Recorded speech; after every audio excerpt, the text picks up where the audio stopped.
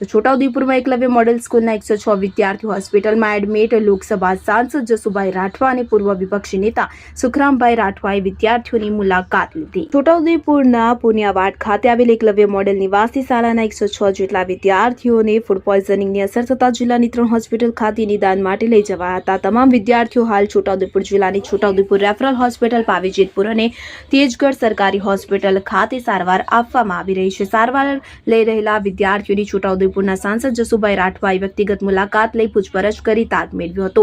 વિદ્યાર્થીઓના પરિવારજનોને મળ્યા હતા. તેમને પણ સદર બાબતે યોગ્ય તપાસની ખાતરી રૂબરૂ મુલાકાત દરમિયાન આપી હતી. આગામી ભવિષ્યમાં પુનઃ આવી ઘટના ન બને તે બાબતે પ્રયાસ કરીશું અને તેવી હૈયાધારણા આપી હતી. જસુભાઈએ જણાવ્યું હતું કે આમાં જે કોઈ દોષી હશે તેની સામે પગલાં લેવા જણાવવામાં આવશે એમ રૂબરૂ મુલાકાત દરમિયાન જણાવ્યું હતું અને હાલ તમામ વિદ્યાર્થીઓની તબિયત સારી હોવાનું જણાવ્યું હતું.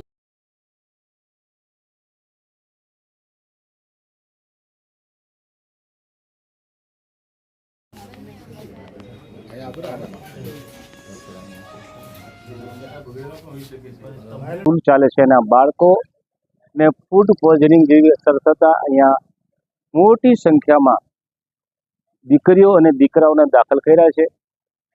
પ્રિન્ટ મીડિયા, સોશિયલ મીડિયા અને એમના વાલીઓ તરફથી ખબર પડી કે આવું થયું છે.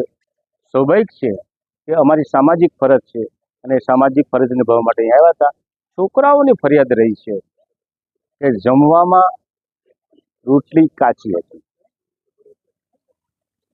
શાક ટામેટાનું હતું, તેલ ઓછું વધતું પણ થયા કરે. મને ખ્યાલ છે આ શાકભાજી પહોંચાડવાનો, અનાજ પહોંચાડવાનો કોન્ટ્રાક્ટર ગાંધીનગરથી થાય છે. એક મોટી સંસ્થા હોય, કામ કરતી હોય, એની હાથ નીચે બીજા કામ કરતા હોય છે. આ રાજ્ય સરકારની મિલી ભગત છે એમ કહીએ તો ખોટું નહીં. એમને કેટલું દૂધ આપવામાં આવે છે, કેટલો નાસ્તો આપવામાં આવે છે, એ મેનુને બધું તપાસવાનું અમારે બાકી છે. અમે એવું ઈચ્છીએ કે રાજ્યની જેટલી પણ આ નિવાસી શાળાઓ છે એ શાળાઓની મળતું અનાજ, ખાવાનું અને બીજી સગવડતા કેવી છે અને એ જાણ માટે અમે ટ્રાઇબલ વિસ્તારના માજી ધારાસભ્યો, અમારા પક્ષના પ્રમુખ શ્રી શક્તિસિંહભાઈને જાણ કરીને એક કમિટી બનાવીને આ પ્રશ્ન ઉજાગર કરવા માટે પ્રયત્ન કરી રહ્યા છે. છોટાઉદેપુરમાં આવું થયું હોય તો બીજી જગ્યાએ પણ આવું ચાલતું હશે. અગાઉના વર્ષોનો જે અનુભવ છે એ અનુભવ જોતા આનો વહીવટ જે રીતના ચાલવો જોઈએ એ રીતના ચાલતો નથી. રાજ્યમાં ઘણી મોટા સંખ્યામાં આ શાળાઓ આવેલી છે. એમની પાસે ડીઈઓની માફક એની પાસે તંત્ર હોવું જોઈએ, એ તંત્ર પણ નથી. કેટલીક જગ્યાએ વિષયવાર શિક્ષકો પણ નથી. જે શિક્ષકો છે એને કાયમી કર્યા પણ નથી. આવી ઘણી બધી ફરિયાદ છે, બંને પક્ષે ફરિયાદ છે. પણ આખરે તો આદિવાસીઓના ગરીબ છોકરાઓ અહીંયા ભણે છે અને એમાં રાજકારણને બાજુ પર રાખીને સગવડતા સારી કેમ સુધરે એના માટેના મારા પ્રયત્નો રહેશે.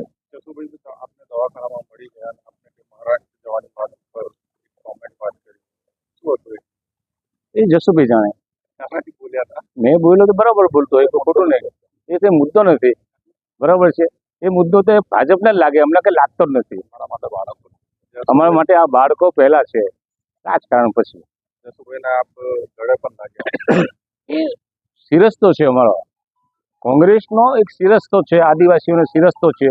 કોઈ પણ મોટો હોય એને ગળે પણ લાગી શકાય, બાથમાં પણ લઈ શકાય, વંદન કરવો જોઈએ વંદન પણ કરી શકાય. એ અમારી આ કોંગ્રેસની એક દેન છે. અમારી એકલવ્ય નિવાસી મોડલ સ્કૂલ પુનિયાવાડ ખાતેથી 106 જેટલા બાળકોને અચાનક તબિયત બગડવાથી છોટાઉદેપુર, તેજગઢ અને જેતપુર આવી મુકામે હોસ્પિટલમાં એડમિટ કરવામાં આવ્યા અને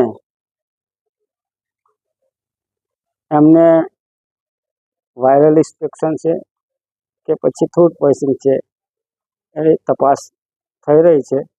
પરંતુ હાલ તમામ બાળકોની તબિયત એ ખૂબ સારી હાલતમાં છે અને એ ખૂબ વહેલા સાજા થાય એવી ઈશ્વરને પ્રાર્થના કરું છું.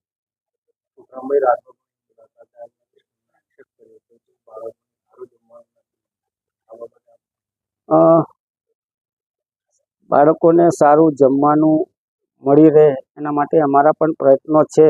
સુખરામભાઈ વિરોધ પક્ષના છે એટલે એમને વિરોધ કરવાની આશા આવે એટલે વિરોધ કરે. કાંતિલાલભાઈ ગામ કોણી ચાલોદ લીંબડી. શું થયું તમારા બાળક?